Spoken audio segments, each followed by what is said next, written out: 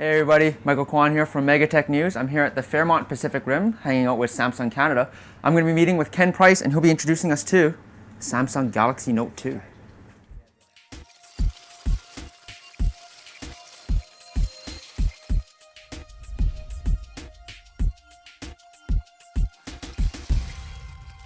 With the original Galaxy Note, some people thought that no one really wanted something that size, but the success has proven otherwise.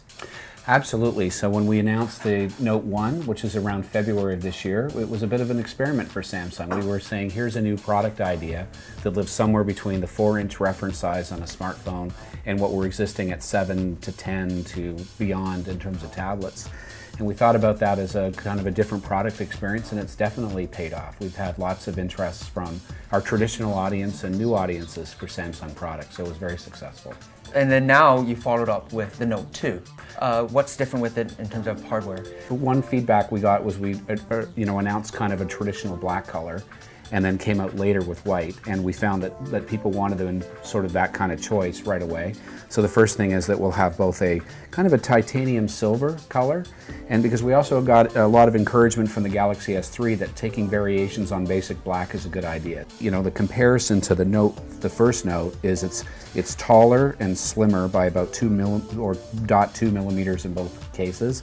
It's a 5.5-inch screen. The aspect ratio is HD, but it's on the pure 16:9 aspect ratio. It's also a quad-core processor, which actually has two benefits. It's faster, obviously. We like that. Yeah, we like the fast. We like the fast 1.6 gigahertz quad-core.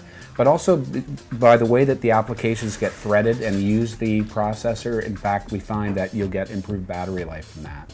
So we think that the combination of the 6 months better Super AMOLED Plus screen that we've got here, the quad-core processor, and the fact that it has a 3100 milliamp battery in it, which makes it the biggest, baddest battery in the smartphones to date that we have. So that you should get 20 to 30% improvement in terms of battery life. Easily be able to get through like a standard days of work. You should easily be able to get through the standard days of work for sure. Some people said that you'd have a lot of trouble using it with just one hand. What has Samsung done to address that? No, that's a very good point. Others have said you need to design an entire phone around that idea hardware-wise, and we believe the answer was a little bit simpler, which is, people might want to make a call or type or use the calculator or unlock the device with one hand.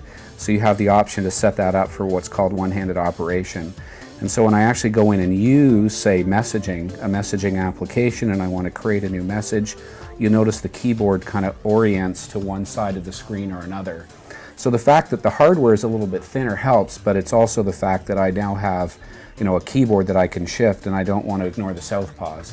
So whether I'm a right-handed person or a left-handed person, or maybe that's my hand that's free, I can quickly say, hey, can you shift to one side, so I can easily either use the Swift functionality or type on it or whatever I'm going to do. So we've addressed that through navigation settings that users can make. And the same thing with the dial pad or the calculator and things exactly. Like that. One of the other major unique features of the Note 2 is obviously the stylus or the S Pen. That's right.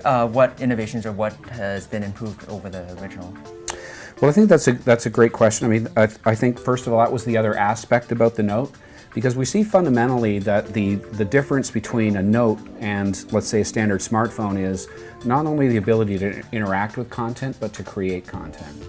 And I think that was the big win. So first of all, we've made improvements in the ergonomics of the pen. It's a little bit more, it feels a little bit more substantial.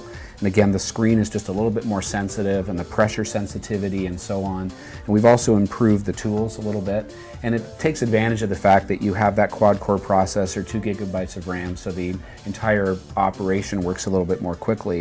And you'll also see that we have more ideas around templates, so it gives people an idea about what they can do. And even the S Note functionality that we have built in is pretty cool in terms of, a simple multimedia-based tool. And then, this tool has productivity tools. And here's another thing that's kind of interesting. We've been able to, not only have the pen touch the screen for the screen to recognize where the pen is at. In fact, if you hover the pen over some of the programs, and I'll show you how we use this, is a functionality we call Air View. See that even before I commit to that action, it's giving me information about that icon. So therefore the pen is recognizing that I'm actually interacting before actually touching this, and we're using this in the software and in some other aspects as well that I can show you in a second. So the pen has improved in terms of its sensitivity, and we have some additional kind of new templates and so on that'll give people an idea about how they can take advantage of that as a productivity tool. But here's another example of where we use that air view functionality. So let's say I have a video and I'm playing, I can sort of hunt and search that way. But another way that I can maybe navigate a video is if I actually hold the pen right over there. You see how I can get a quick preview screen and say, geez, I wanted to find that part where, oh, there, right there. Then I touch the video, and then automatically that's where the video will actually come up. So when I touch the screen, then I've kind of previewed a video. So these are other small navigation improvements we've tried to make in other experiences that take advantage of the S Pen. Yeah, because that looks very intuitive for someone coming from a computer and working in Windows, and you're used to hovering your mouse pointer over things to be able to, exactly, to have the video preview or to preview what the different icons do and that kind of thing. Exactly. So I think, again, it's a touch screen. So, I mean, for people who are still considering, is the pen essential? I mean, we've tried to make it value added. It's still a touch screen. You can still do all the things you can do with a touch screen phone. Use your fingers and use, the keyboard, the virtual keyboards that come up. But I think this has been additional functionality that a lot of people will like.